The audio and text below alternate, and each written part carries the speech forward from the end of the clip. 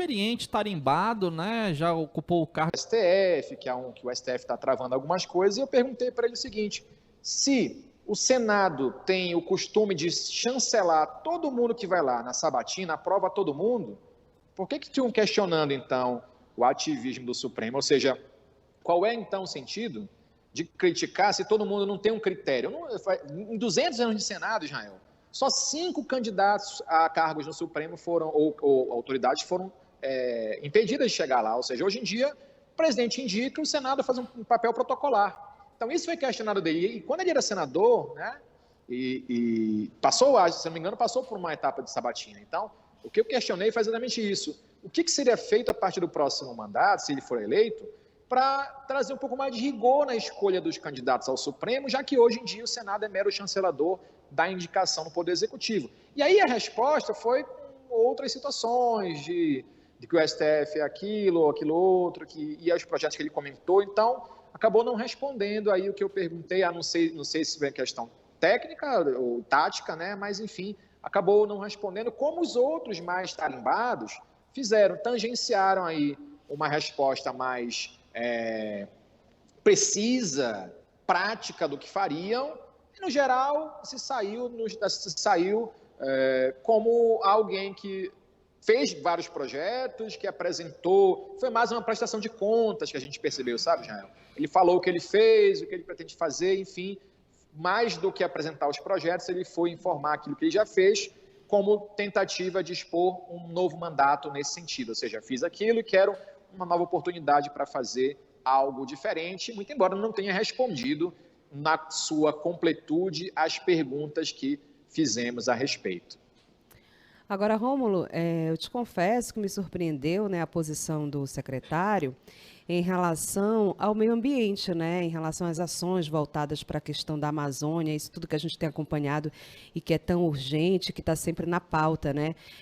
A Tatiane Lobato fez uma pergunta para ele em relação à posição dele, né, em relação à questão do agronegócio e às ações de sustentabilidade, né, que estão em processo de desenvolvimento, as ações de bioeconomia, por exemplo, aqui na região. E ele foi categórico ao afirmar, né, que por ele nem mais uma árvore aqui da Amazônia seria derrubada, né, porque não há necessidade e tudo mais, e que as ações de sustentabilidade realmente precisam ser efetivadas aqui na região. Pois é, né, Daniele, isso o candidato informou e baseado num estudo que diz que as áreas cultiváveis, principalmente no estado do Pará, já são suficientes para garantir essa produção, até para exportação, sem precisar de avançar as fronteiras agrícolas. Então, isso é muito importante, quiçá isso seja, de fato, uma política, uma bandeira do candidato quando chegar no Senado, porque a gente sabe que conciliar o agronegócio com o desenvolvimento sustentável não é uma matéria simples que se resolva com uma única ação. São necessárias políticas públicas fortes, tanto de expansão do agronegócio, que é a economia do Pará, é uma das fontes de renda para o Estado, mas também garantindo uma sustentabilidade do meio ambiente, que também é importantíssimo, inclusive com base em regras internacionais que o Brasil submeteu de combate a desmatamento.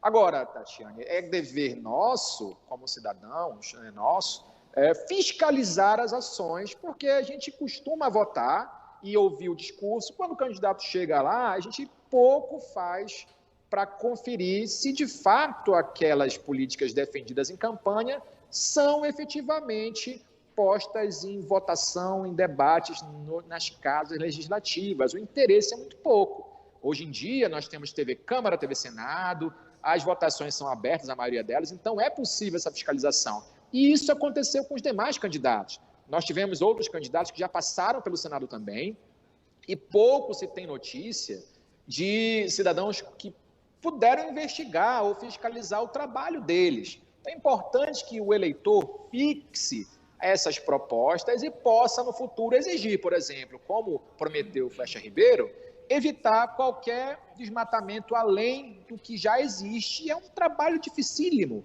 A Amazônia está em chamas, a gente comentou na semana passada isso, foi até ponto de pergunta para um dos candidatos, né? 2 focos de incêndio por segundo.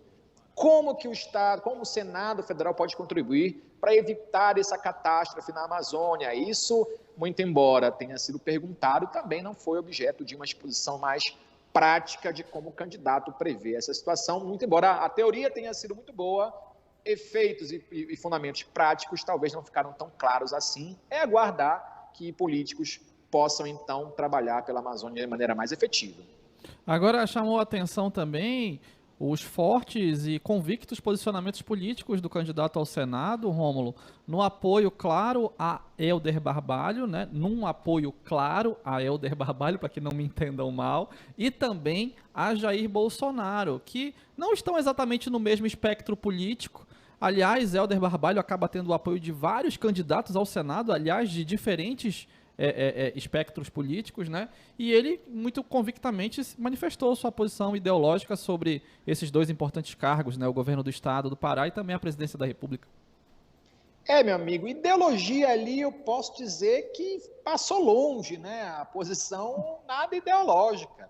Você tem o apoio, por exemplo, de um presidente atual que trabalha com políticas e aqui é uma opinião particular, de extrema direita, e o candidato a governo do Estado que é apoiado por um outro político que é de ideologia diferente. Então, qual foi a situação que o candidato apresentou?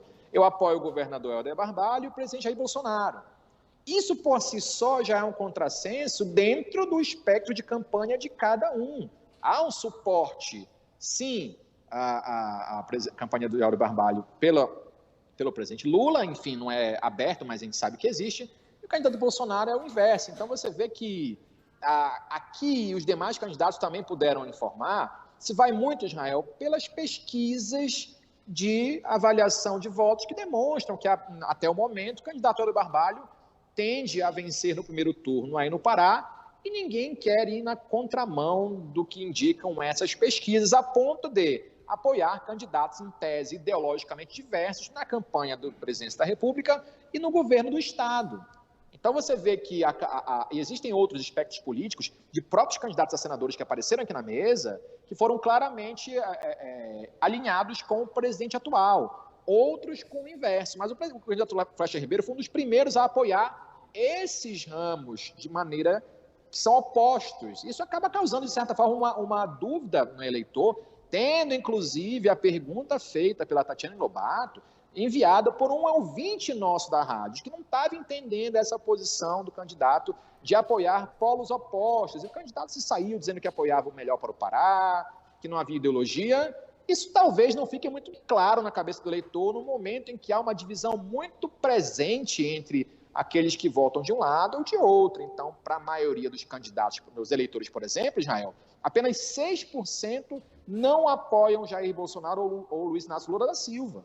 É a chamada terceira via, apenas 6%. Então, ou a pessoa está de um lado ou está do outro. Hoje em dia, nós estamos assim nas campanhas. Então, para quem está com esse espectro muito grande de um lado ou de outro, fica difícil entender como é que o candidato apoia os dois lados a nível estadual e executivo de maneira simultânea. E isso foi questionado, enfim, esperar que o eleitor compreenda aí qual a estratégia que o candidato usou para apoiar os dois campos ideológicos. Agora, Rômulo, a entrevista, né, do candidato Flecha Ribeiro, ela fecha aí nessa rodada de entrevistas aos candidatos ao Senado, né, aqui pelo estado do Pará. E eu queria, já que você participou, esteve aí, né, com Tatiane Lobato, né, nessa rodada de entrevistas, qual que é a tua avaliação, né? Qual que é o balanço que a gente pode fazer em relação a essa rodada?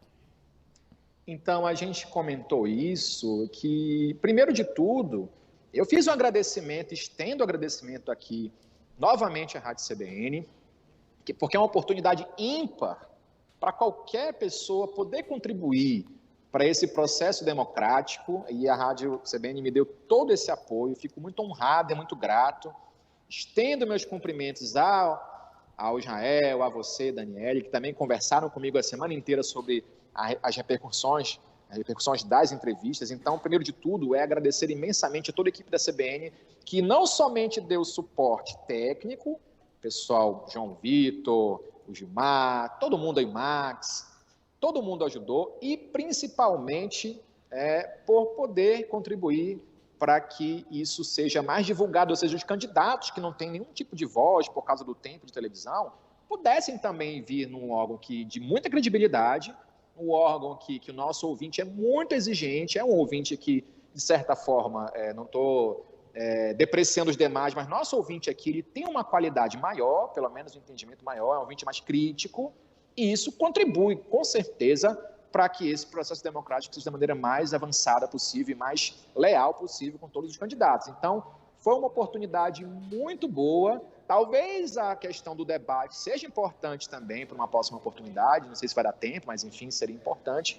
Mas, de qualquer maneira, a CBN já está de parabéns, porque pôde trazer as propostas dos candidatos, tanto com o governo quanto o Senado, e o eleitor pôde conhecer um pouquinho mais de cada um, e nós aqui podemos, de alguma forma, não ser aquele entrevistador chapa branca, sabe? Confesso a vocês que algumas entrevistas foram um pouco tensas, né? Algumas tiveram alguma repercussão, estão tendo até agora, alguns candidatos não muito satisfeitos com o que a gente colocou, com as análises que eu faço aqui com vocês à tarde, né? Mas a crítica ela tem que ser construtiva, ela existe. O elogio aqui para acontecer não pode ser gratuito. Então, a gente fica muito contente, muito feliz e espera, a qualquer momento, poder contribuir com o processo democrático. Por aqui é só me chamar, que eu estarei sempre à disposição de vocês, meus amigos. Tá bom, Rômulo. Muito obrigado, então, pelo depoimento. Pareceu um pouquinho com o Maguila, né? Naqueles agradecimentos, um monte de nome. Mas foi legal. Obrigado, Rômulo, pela participação e interação com a Tatiane Lobato e também entrevistando os candidatos ao Senado. Obrigada, Rômulo. Até as próximas empreitadas aí. Até as próximas empreitadas. Vou sentir falta de contato com vocês à tarde aqui. É só me ligar que eu estou por aqui, viu? Tá certo. Forte abraço. Abraço. Outro. 3 horas e 47 minutos. A gente atualiza agora aqui uma informação